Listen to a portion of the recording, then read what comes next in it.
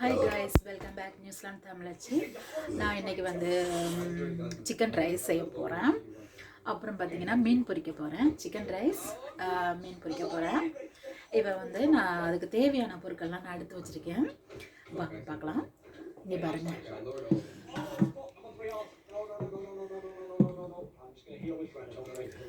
இப்போ வந்து மீன் வந்து பொரிக்க எடுத்து வச்சுருக்கேன். அப்புறம் பார்த்திங்கன்னா சிக்கன் ரைஸ் செய்கிறதுக்கு தயிரும் இஞ்சி பூண்டு போட்டு அப்படியே பிணைஞ்சு வச்சுருக்கேன். அப்புறம் வெங்காயம் கட் பண்ணி வச்சுருக்கேன். அப்புறம் உருளைக்கிழங்கு கட் பண்ணி வச்சுருக்கேன். கத்திரிக்காய் 2 கத்திரிக்காய் போடுவேன், கட் பண்ணி லேட்டாக போட்டுக்கலாம். இப்போ பார்த்திங்கன்னா அதுக்கு வந்து பட்டை, முந்திரி பருப்பு, ஏலக்காய், பட்டை எல்லாம் எடுத்து வச்சுருக்கேன். கிராம்பு எல்லாம் எடுத்து வச்சுருக்கேன். அப்புறம் பச்சை மிளகாய், அப்புறம் மல்லித்தலை, புதினா கொஞ்சம் இருக்குச்சு எடுத்து வச்சுருக்கேன். இப்போ நான் வைக்கிறதுக்கு ஸ்டார்ட் பண்ண போகிறேன். நான் வந்து தேவையான அளவு ஆயில் ஊற்றிக்கிறேன். இது போதும். இது வந்து பொரிக்கிறதுக்கு ஆயில் ஊற்றிக்கிறேன். பொரிச்ச ஆயில் தான் வந்து நான் கொஞ்சம் ஊற்றிக்கலாம். வெங்காயமும் பொரிச்சு எடுத்துக்கிறேன். வெங்காயம் வந்து நான் பொரிச்சு எடுத்துக்கிறேன். வந்து ஆயில் ஹீட் ஆகிடுச்சு. நான் வந்து இந்த முந்திரி இதெல்லாம் பட்டை அதெல்லாம் போட்டுக்கிறேன்.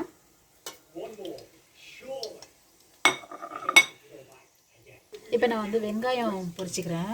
இந்த வெங்காயம் பொரித்து தான் போட போகிறேன். இந்த எண்ணெயில் தான் மீன் பொரிக்க போகிறேன். வெங்காயம் பொரிச்ச எண்ணெயில் தான் மீன் பொரிக்க போகிறேன். கொஞ்சம் கொஞ்சமாக போட்டுக்கலாம், நல்லா பொரியும். இப்போ பட்டை வகையெல்லாம் பொரிஞ்சிட்ருக்கு. நான் பச்சை மிளகாய் போட்டுக்கிறேன்.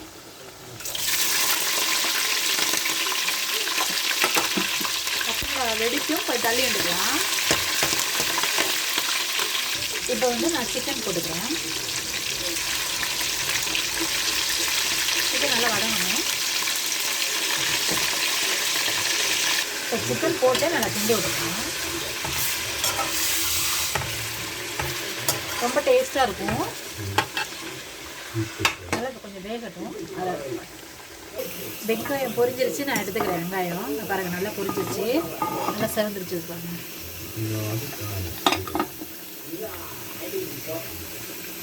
பார்த்தீங்கன்னா வெங்காயம்லாம் நான் பொரிச்சு எடுத்துக்கிட்டேன். இப்போ அடுத்தது வந்து கிழங்கு பொரிக்க போகிறேன். உருளைக்கிழங்கு பொரிக்க போகிறேன். இப்போ கிழங்கு பொரிச்சிக்கலாம்.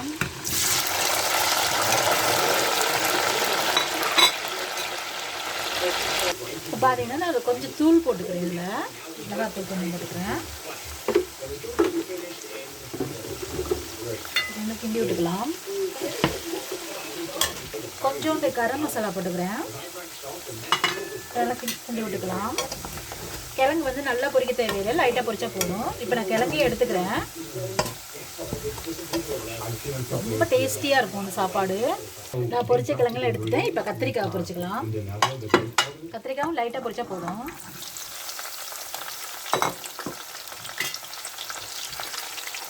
இப்போ பார்த்தீங்கன்னா சிக்கனுக்கு தேவையான அளவு நான் உப்பு போட்டுக்கிறேன்.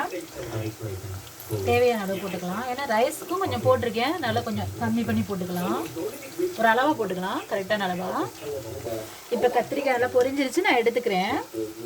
இப்போ கிழங்கு இந்த அளவு பொரிச்சா போதும். கத்திரிக்காயும் பொரிச்சாச்சு. நான் அடுத்தது லைட்டாக தக்காளி பழத்தை இந்த பாருங்க, தக்காளி பழத்தை வச்சுக்க லைட்டாக பொரிச்சிக்கலாம்.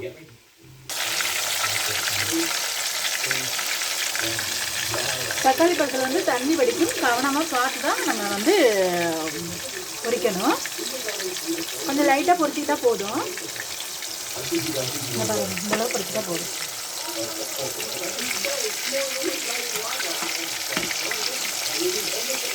தக்காளியை லைட்டாக பொரிச்சிக்கிட்டேன். இப்போ வந்து இப்போ பார்த்தீங்கன்னா நான் எல்லாத்தையும் பொரித்து எடுத்து வச்சுருக்கேன். இப்போ வந்து நான் வந்து லேயராக போட போகிறேன்.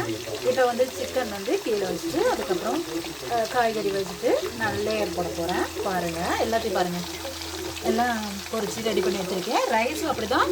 ரைஸ் வந்து வடித்து வச்சுருக்கேன். அரைப்பதமாக வடித்து வச்சுருக்கேன். நல்லா வேக வைக்கக்கூடாது, அரைப்பதமாக இருக்கணும். இப்போ நான் வந்து லேயராக போட்டுக்கலாம்.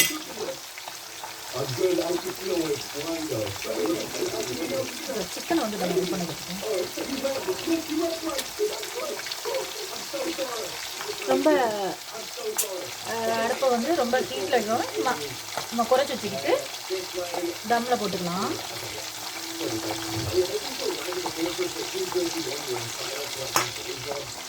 கொஞ்சம் லைட்டாக ஒரு புளிப்பு தன்மை வேண்டுறதுக்கு வந்து லெமன் கொஞ்சம் போட்டுக்கலாம் ஒரு லேயருக்கு. இது போதும். இப்போ வந்து ஒரு லேயர் வந்து நான் தக்காளி பழத்தை வச்சுக்கிறேன். ஆனால் இப்படி வைக்கும்போது கொஞ்சம் சூப்பராக இருக்கும், டேஸ்டியாக இருக்கும். இப்போ வந்து ரைஸ் போட்டுக்கலாம்.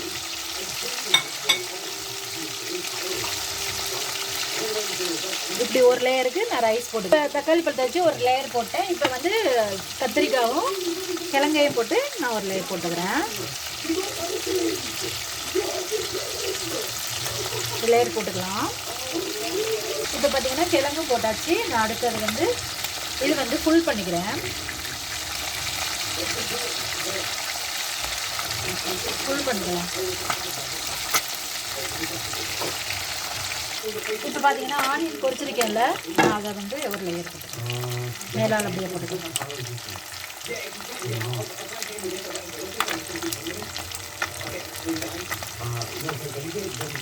இப்போ கம்ப்ளீட்டாக வெங்காயத்தை நான் ஃபுல் பண்ணிட்டேன். இப்போ வந்து நான் இதில் வந்து புதினா போட்டுக்கிறேன்.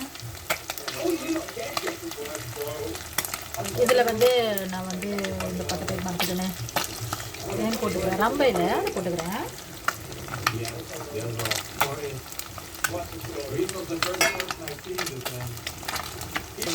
இப்போ பார்த்தீங்கன்னா நான் இது வந்து 2 கலர் எடுத்து வச்சுருக்கேன். அதுக்கு வந்து எல்லோ கலர் நான் லைட்டாக ஊற்றுக்கிறேன்.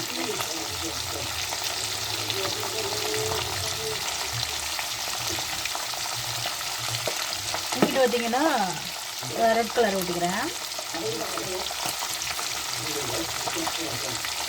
இது நல்லா டிஃப்ரெண்ட்டாகவும் இருக்கும், நல்லா இருக்கும், டேஸ்டியாக கலர்ஃபுல்லாக இருக்கும் பார்க்க. எவ்வளோ பாருங்கள் சூப்பராக இருக்குன்னு. இப்போ வந்து நான் தம் போட்டுக்கிறேன், மூடி வச்சுக்கிறேன். ஒரு 10 நிமிஷம் போட்டுக்கலாம், போதும். இப்போ வந்து முடிஞ்சிச்சுல. இப்போ எப்படி இருக்குன்னு பார்க்கலாம், எப்படி ரெடியாக இருக்குன்னு பார்க்கலாம். இப்போ 10 நிமிஷம் ஆயிடுச்சு. இங்கே பாருங்கள் எவ்வளோ சூப்பராக, எவ்வளோ கலர்ஃபுல்லாக, எவ்வளோ அழகாக இருக்குது, நல்லா வாசனையாக இருக்குது. இப்போ 3 லேயர் போட்டிருக்கோம்ல, இப்போ பார்ப்போம். இந்த லேயரை பார்ப்போம்.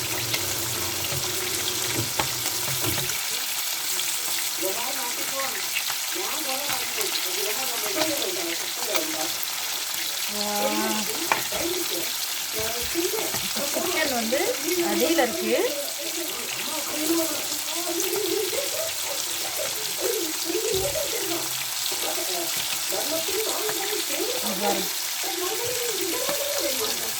நான் வந்து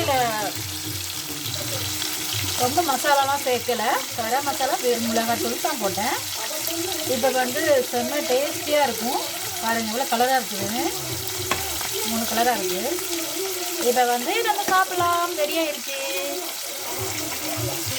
இப்போ வந்து இதில் நெய் நான் போட மறந்துட்டேன், நெய் போட்டுக்கிறேன். 1 ஸ்பூன் போடும் நெய் போட்டாச்சு. எவ்வளோ சூப்பராக கலர்ஃபுல்லாக இருக்குது பாருங்கள், சூப்பராக இருக்குங்க, கலர்ஃபுல்லாக இருக்குது. நீங்கள் பாருங்கள் செம்மையாக நம்ம சிக்கன் ரைஸ் வந்து செம்மையாக ரெடி ஆகிடுச்சு. எவ்வளோ கலர்ஃபுல்லாக இருக்குன்னு பாருங்கள், நல்ல கலர்ஃபுல்லாக இருக்குது, சூப்பராக இருக்குது. இந்த வீடியோ முடிச்சுட்டேன். நீங்களும் ட்ரை பண்ணி பாருங்கள், செம்ம டேஸ்டியாக இருக்கும். உப்பு எல்லாமே கரெக்டாக இருக்குது, கொஞ்சம் லைட்டாக புளிக்கும், எல்லாமே கரெக்டாக இருக்குது.